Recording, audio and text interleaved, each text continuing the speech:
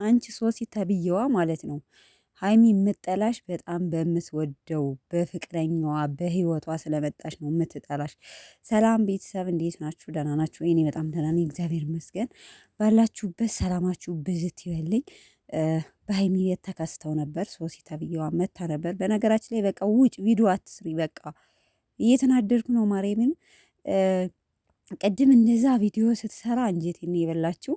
ሲቀጥል አሁን ላይ የሰሩትን ቪዲዮ አይታችኋል። ይገባሻል።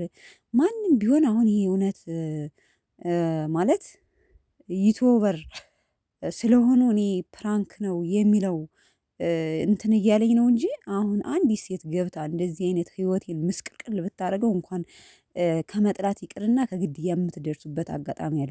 በነገራችን ላይ ሴቶች ከዚህ በፊትም ተናግሬያለሁ። በጣም በላይቭ ላይ የተገደለችውን ልጅ ካያችሁ እርግጠኛ ነኝ ወይም አላቅም ብቻ በጣም የሚያናድዳችሁ የምትጠሉት ሰው ቢኖር በጣም በምትወዱት ሰው ሲመጣባችሁ ነው።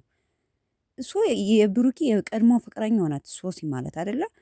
አንድ አልጋ ስታገኛችሁ ምን ትበላት? ምን ትበልሽ? በቃ ምን ትበልሽ? በቃ ውጭ ቪዲዮ አትስሪ። ይህን እንግሊዘኛ እየቀላቀለች ከእሱ ጋር ምንም ችግር የለብኝም እኔ ምንም አልሰራም። ጭራሽ አሁንማ ከፍቅረኛ ጋር ተለያይቻለሁ አለች እኮ ሰምታችኋታል ቤተሰብ።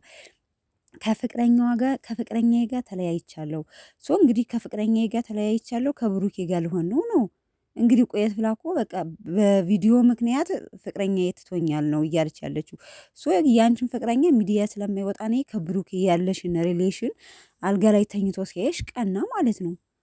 ሶ ያስቀናል። እሱም ቀንቶ ነው የተወሽ። ሀይሚ ምን ታድርጋችሁ? ምን ታድርግ? በቃ ተዋት በቃ። እውነት ለመናገር አይታችሁታል። መጨረሻ ፓርት ላይ ተጣልተው ሊመታቱ ሲሉ ሀይሚን እንዴት እንደወሰዳት ብሩኬ ማለት ነው። በጣም ነው አንጀትን የበላችኝ። በነገራችን ላይ ምንም ታርግሽ፣ ቴክስቱን አነበበች።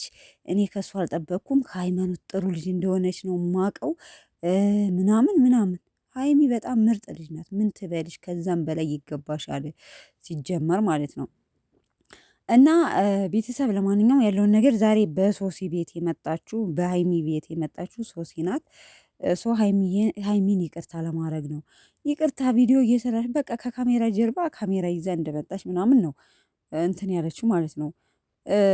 ስለዚህ በቃ ውጭ ቪዲዮ አትስሪ፣ አትገናኝ ከብሩኬ ጋር። በቃ እሷ ከብሩኬ ጋር ስታይሽ ሲጀመር እንትን ትላለች በቃ ማለት አልፈልግም የራስክን ህይወት ኑር ብትለውም ውስጧ እየተናደደ ነው።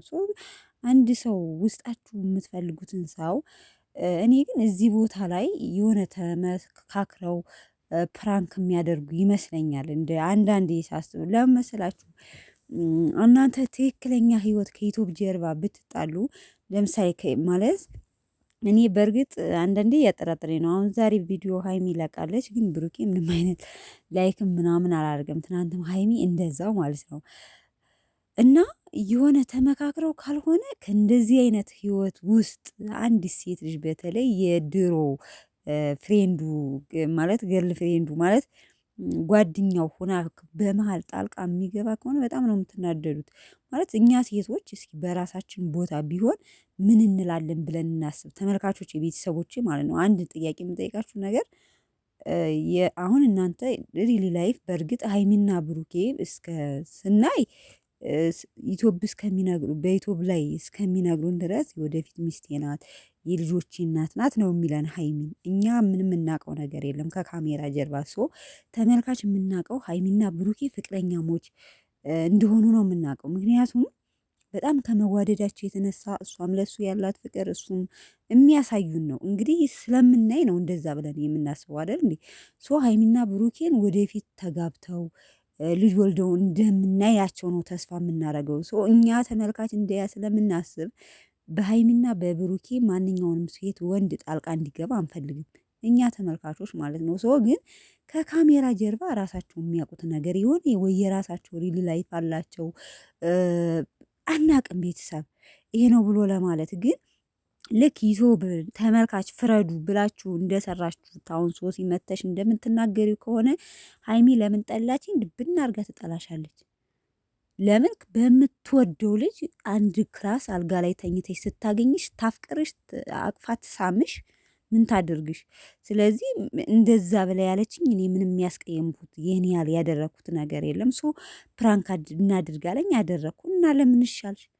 ይሄ ራሱ በጣም ትልቅ ቀላል ያናድዳል እንዴ! ቀላል ያስጠላል። በቃ ማየት ማስፈልግ ለምን በአሪፍ ህይወት እየኖረች በመሀል መተሽ ስለበጠበጥሽባት ማለት ነው።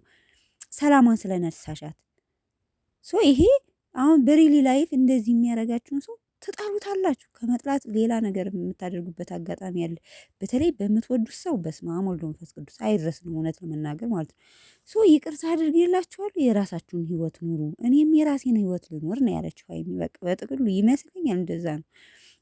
ስለዚህ ሀይሚን እንትን አትበሏት። እዚህ ፓርት ላይ አሁን ሀይሚን እሷን አቅፎ ተጣልተው ሊደባደቡ ነበረ። ይችኛዋን ይዞ ሀይሚን እንትን ሲል በጣም ነው አንጀቴን የበላችኝ። በእርግጥ እጠላሻለሁ እያለ ነው ብሩኬ። እስካሁን ምን እያደረግን ነው እያለ ያለው። እዚህ ላይ ግን እውነት ፕራንክ እየተመካከራችሁ ብሩኬ፣ በተለይ የምትምለው ነገር እኔ በጣም እናደዳለሁ። እውነት አንዳንዴ ያጠራጥረኛል። ለምን መሰላችሁ? እንዴት ይሄ ነገር ተመካክረው ካልሰሩት እንዴት ብሎ ነው የምለውን የራሴ ማለት ነው።